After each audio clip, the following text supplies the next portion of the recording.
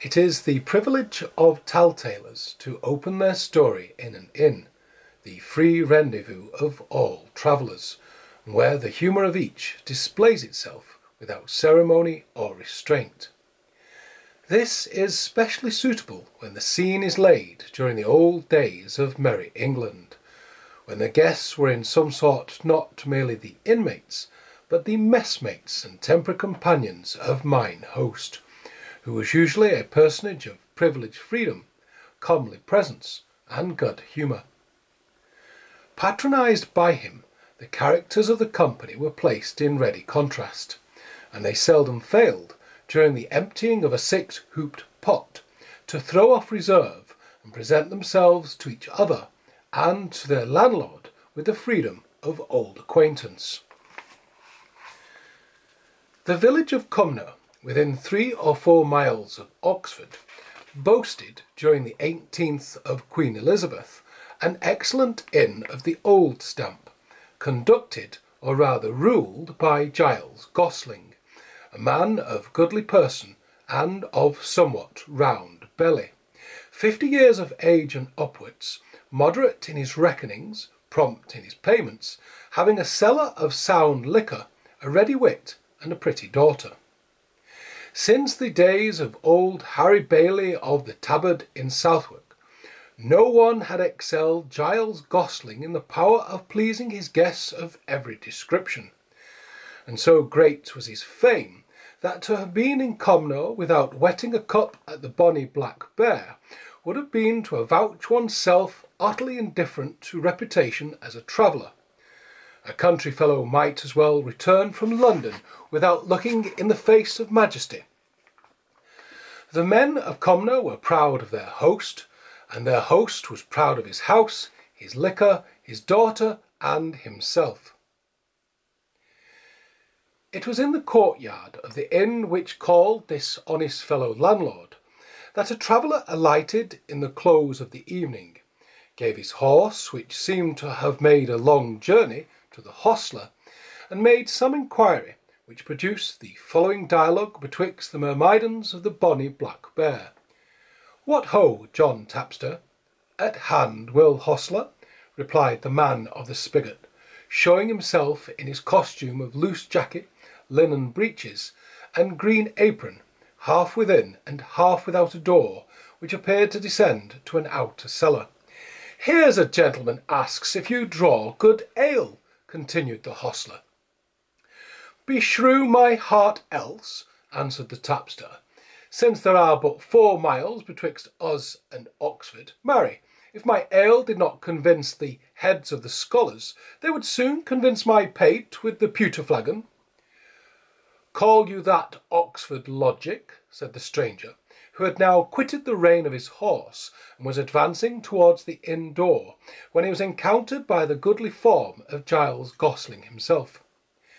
"Is it logic you talk of, Sir Guest?" said the host. "Why then, have at you with a downright consequence, the horse to the rack, and to fire with the sack." "Amen, with all my heart, my good host," said the stranger. "Let it be a quart of your best canaries, and give me your good help to drink it." "Nay, you are but in your accidents yet, Sir Traveller, if you call on your host for help for such a sipping matter as a quart of sack. Were it a gallon, you might lack some neighbourly aid at my hand, and yet you call yourself a topper." "Fear me not," said the guest. "I will do my devour as becomes a man who finds himself 5 miles of Oxford, for I am not come from the fields of Mars to discredit myself among the followers of Minerva." As he spoke thus, the landlord, with much semblance of a hearty welcome, ushered his guest into a large low chamber, where several persons were seated together in different parties, some drinking, some playing cards, some conversing, and some, whose business called them to be early risers on the morrow, concluded their evening meal, and conferring with the chamberlain about their night's quarters. The entrance of a stranger procured him that general and careless sort of attention which is usually paid on such occasions, from which the following results were deduced. The guest was one of those who, with a well-made person and features not in themselves unpleasing, are nevertheless so far from handsome that, whether from the expression of their features, or the tone of their voice, or from their gait and manner, there arises, on the whole, a disinclination to their society. The stranger's addresses were bold, without being frank, and seemed eagerly and hastily to claim for him a degree of attention and deference, which he feared would be refused, if not instantly vindicated as his right. His attire was a riding cloak, which, when opened, displayed a handsome jerkin, overlaid with lace, and belted with a buff girdle, which sustained a broadsword and a pair of pistols. "You ride well provided, sir," said the host, looking at the weapons, as he placed on the table the mulled sack which the traveller had ordered. "Yes, mine host, I found the use on't in dangerous times, and I do not, like your modern grandees, turn off my fellows the instant they are useless." "Ay, sir," said Giles Gosling, "then you are from the Low Countries, the land of pike and caliver." "I have been high and low, my friend, broad and wide, far and near. But here is to thee and a cup of thy sack. Fill thyself another to pledge me, and, if it is less than superlative, even drink as you have brewed." "Less than superlative?" said Giles Gosling, drinking off the cup and smacking his lips with an air of ineffable relish. "I know nothing of superlative, nor is there such a wine at the Three Cranes in the Vintry to my knowledge, but if you find better sack than that in the Shires or in the Canaries either, I would I may never touch either pot or penny more. Why, hold it up betwixt you and the light, you shall see the little motes dance in the golden liquor like dust in the sunbeam. But I would rather draw wine for 10 clowns than one traveller. I trust your honour likes the wine." "It is neat and comfortable, mine host, but to know good liquor you should drink where the vine grows. Trust me, your Spaniard is too wise a man to send you the very soul of the grape. Why, this now, which you account so choice, were counted as a cup of bastard at the groin or at Port St. Mary's. You should travel, mine host, if you would be deep in the mysteries of the butt and pottle pot." "In troth, Signor Guest," said Giles Gosling, "if I were to travel only that I might be discontented with that which I can get at home, methinks I should go but on a fool's errand. Besides, I warrant you, there is many a fool can turn his nose up at good drink without ever being out of the smoke of old England, and so gramercy my own fireside." "This is but a mean mind of yours, mine host," said the stranger.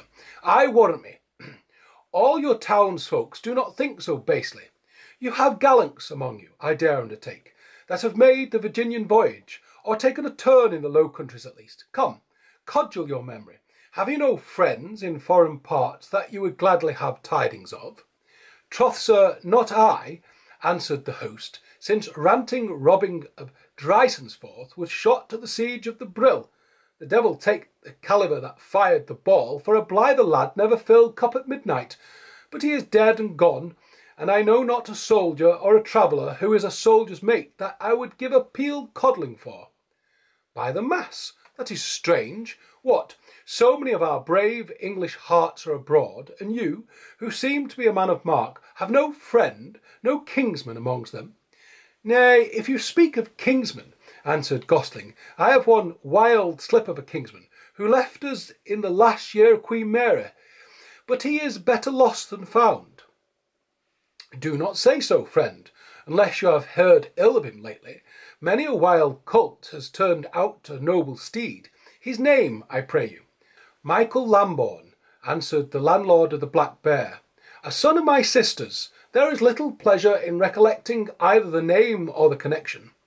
"Michael Lambourne," said the stranger, as if endeavouring to recollect himself. "What, no relation to Michael Lambourne, the gallant cavalier who behaved so bravely at the siege of Venlo that Grave Maurice thanked him at the head of the army? Men said he was an English cavalier and of no high extraction." "It could scarce be my nephew," said Giles Gosling, "for he had scarce the courage of a hen partridge for aught but mischief." "Oh, many a man finds courage in the wars," replied the stranger. "It may be so," said the landlord, "but I would have thought our Mike more likely to lose the little he had." "The Michael Lambourne whom I knew," continued the traveller, "was a likely fellow, went always gay and well attired, and had a hawk's eye after a pretty wench." "Our Michael," replied the host, "had the look of a dog with a bottle at its tail, and wore a coat every rag of which was bidding good day to the rest." "Oh, men pick up good apparel in the wars," replied the guest.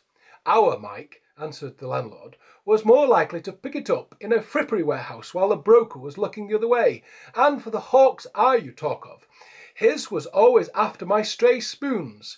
He was tapster's boy here in this blessed house for a quarter of a year, and between misreckonings, miscarriages, mistakes, and misdemeanours, had he dwelt with me for 3 months longer, I might have pulled down the sign, shut up house, and given the devil the key to keep." "You would be sorry, after all," continued the traveller, "were I to tell you poor Michael Lambourne was shot at the head of his regiment at the taking in of a sconce near Maastricht. Sorry? It would be the blithest news I ever heard of him, since it would ensure me that he was not hanged. But let him pass. I doubt his end will never do such credit to his friends. Were it so, I should say," taking another cup of sack, "Here's God rest to him, with all my heart." "Tush, man," replied the traveller, "never fear but you will have credit by your nephew yet, especially if he be the Michael Lambourne whom I knew, and loved very nearly or altogether as well as myself." "Can you tell me no mark by which I could judge whether they be the same?"